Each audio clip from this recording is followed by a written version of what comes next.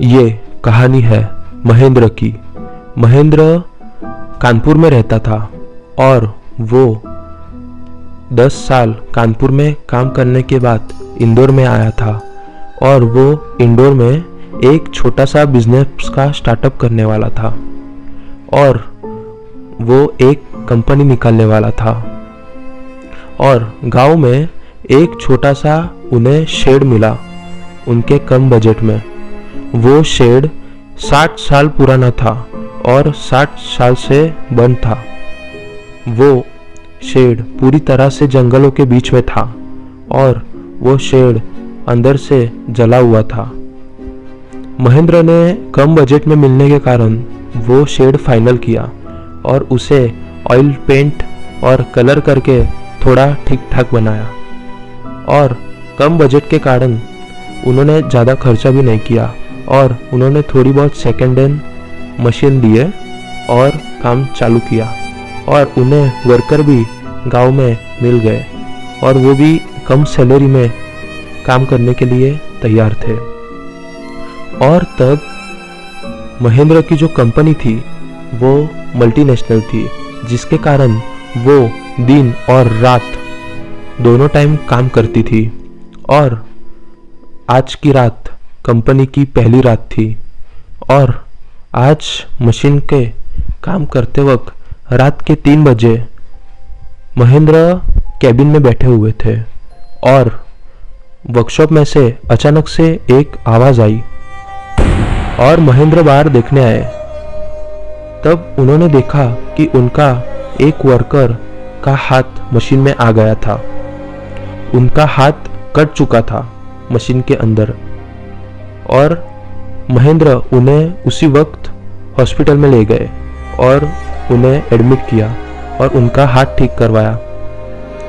और फिर महेंद्र उनसे बोले, अरे भाई, आप मशीन के काम कर रहे हो और इतनी लापरवाही सही नहीं।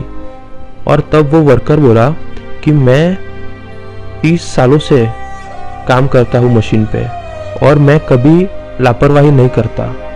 आज मैं जब मशीन का पीछे का स्क्रैप निकाल रहा था, मशीन क्लीन कर रहा था और तब मैंने मशीन के वर्कपीस के अंदर हाथ डाला हुआ था और किसी ने मशीन चालू कर दिया, जिससे मशीन का गियर घूमने लगा और मेरा हाथ अंदर आ गया।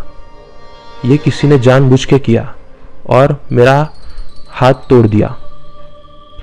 ये सुनने के बाद महेंद्र थोड़े टेंशन में आ गए, ऐसा कौन कर सकता है।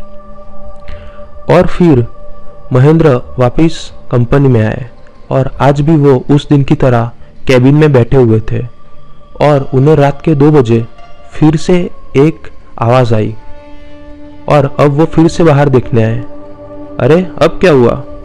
और तब एक दूसरा वर्कर एक मशीन पे काम कर रहा था और उसने स्टूल पर एक मेटल का रॉड रखा हुआ था और अचानक से वो मेटल का रॉड स्लिप हुआ और इस वर्कर के पाँव पे गिर गया और उसके पाँव के सारी उंगलियां वही टूट गए और उसके पाँव से अलग हो चुके। पूरा फ्लोर पे खून बहने लगा और ये देख के महेंद्र बहुत डर गया और उसे वापस हॉस्पिटल में ले गया और उसका पाँव ठीक कराने ले आए। और तब महेंद्र ने उनसे कहा, अरे भाई, क्या है ये, उसका हाथ टूटा है, आपका पाँव टूटा है। तब वो वर्कर ने कहा, सर जी, मेरे घर से फ़ोन आया था और मैं फ़ोन पे बात कर रहा था। उतने में सामने से वो मेटल रॉड अचानक से स्लिप हुआ और मेरे पाँव पे गिर पड़ा। और फिर महेंद्र कहा, अरे यार, क्या फालतूगिरी है, सब कुछ यहाँ पे अचानक ही हो रहा है। और फिर वापस महेंद्र रात को वर्कशॉप में आए और आज महेंद्र ने कहा, आज मैं कैबिन में नहीं, वर्कशॉप में ही बैठूंगा। और तब जब ये वर्कर मशीन पे काम कर रहे थे तब महेंद्र ने देखा कि एक वर्कर की आत्मा कंपनी के शेड के ऊपर से चल रही थी। वो देखने में बहुत भयानक दिख रहा था। वो वर्कर का शरीर पूरी तरह से जल रहा था और वो जलता हुआ शरीर कंपनी के शेड के ऊपर से चल रहा था। और फिर महेंद्र ने ये अपने दूसरे वर्कर को कहा, वो देखो, आपको वो दिख रहा है। लेकिन दूसरे वर्करों को कुछ नहीं दिखा। और फिर महेंद्र थोड़ा डर गया। और फिर वापस दूसरे दिन महेंद्र ने कहा अब मैं कैबिन में सोता हूँ।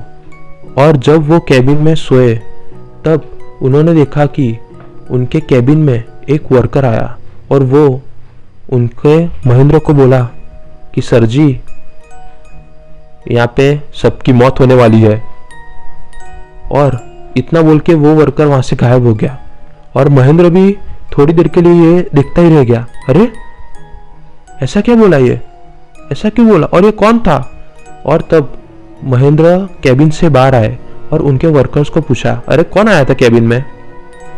तब ये लोग बोले, सर कैबिन में तो कोई नहीं आया, हम तो यही काम कर रहे थे। और ये देखने के बाद फिर से महेंद्र टेंशन में आ गए और बोले यहाँ पे तो कुछ है। और अब कल रविवार था और रविवार को सब वर्कर्स को हम छुट्टी देते हैं और सब वर्कर्स अपने अपने घर चले गए। और तब महेंद्र ने कहा आज मैं अकेला वर्कशॉप में रहूँगा और देखूँगा कौन है यहाँ पे। और सब लोग अपने अपने घर चले गए और महेंद्र वर्कशॉप में ही रात को सोए। और रात के 3 बजे और तब उनकी आँख खुली और उन्होंने देखा कि कंपनी चारों तरफ से जल रही थी और वो बीच में ही थे और वो भी थोड़ी ही देर में जलने वाले थे। और वो सब वर्कर्स की आत्मा महेंद्र का गला दबाना चाह रही थी, वो महेंद्र को भी मार डालना चाह रही थी। ये दिखने में बहुत भयानक दिख रहा था। महेंद्र पूरी तरह से डर चुका था। और महेंद्र की जब आँख खुली तब महेंद्र ने देखा कि वो एक सपना था। और महेंद्र उसी वक्त वो कंपनी छोड़कर एक मंदिर में गया और एक मंदिर में एक पंडित जी के पास आया और पंडित जी के पास पूछा कि मैंने अभी अभी एक शेड खरीदा है यहाँ पे और मुझे ऐसा सपना आया और मेरे 2 वर्कर के साथ ऐसा ऐसा हुआ। तब पंडित जी ने अपनी ज्ञान और साधना से महेंद्र को कहा कि बेटा तुम जिस कंपनी में काम कर रहे हो और जो कंपनी तुमने खड़ी की है वो जगह श्रापित है। 60 साल पहले वो जगह एक देवेंद्र नाम के ओनर के पास थी।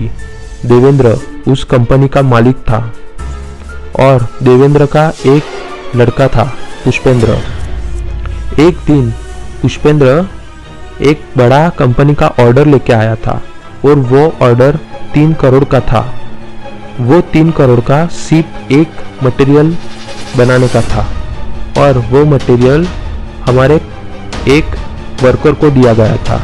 लेकिन वर्कर की थोड़ी सी लापरवाही हो गई और वो मटेरियल रिजेक्ट हो गया और लॉस इतना हुआ, 3 करोड़ का लॉस पुष्पेंद्र का हुआ।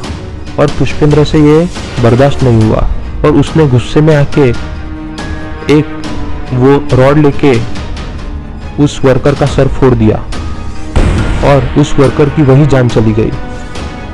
और फिर देवेंद्र और पुष्पेंद्र बहुत डर गए और बाकी के वर्कर भी वही थे। और तब देवेंद्र ने पुष्पेंद्र से कहा, बेटा तुम चले जाओ, मैं यहाँ रुकता हूँ और सब संभालता हूँ। और पुष्पेंद्र वहाँ से चला गया और देवेंद्र ने कंपनी का मेन गेट बंद कर दिया और पूरी कंपनी के हाई टेंशन में केरोसिन और पेट्रोल डाल के आग लगा दी और सब लोग वही कंपनी में जल गए। और पुष्पेंद्र का केस दब गया। अगर ये वर्कर बाहर जाके बोल के तो पुष्पेंद्र को बहुत कड़ी से कड़ी सजा हो सकती थी। लेकिन पुष्पेंद्र को बचाने के लिए उसके पिता देवेंद्र ने अपने साथ साथ पूरी कंपनी और वर्कर को भी जला दिया और सब लोग उसी अग्नि में जल के राख हो गए। और तब से लेके आज तक वो कंपनी खाली है और वो आत्माओं से गूंज रही है। आज भी सब वर्कर की आत्मा वह कंपनी में घूमती है और वहाँ पे जो भी आता है उसे परेशान करती है। और तुम खुशकिस्मत हो, अभी तक तुम्हें कुछ हानि नहीं हुई, लेकिन तुम्हारे 2 एम्प्लॉय को हानि हो चुकी है। तुम वह जगह जल्दी से जल्दी खाली कर कर चले जाओ।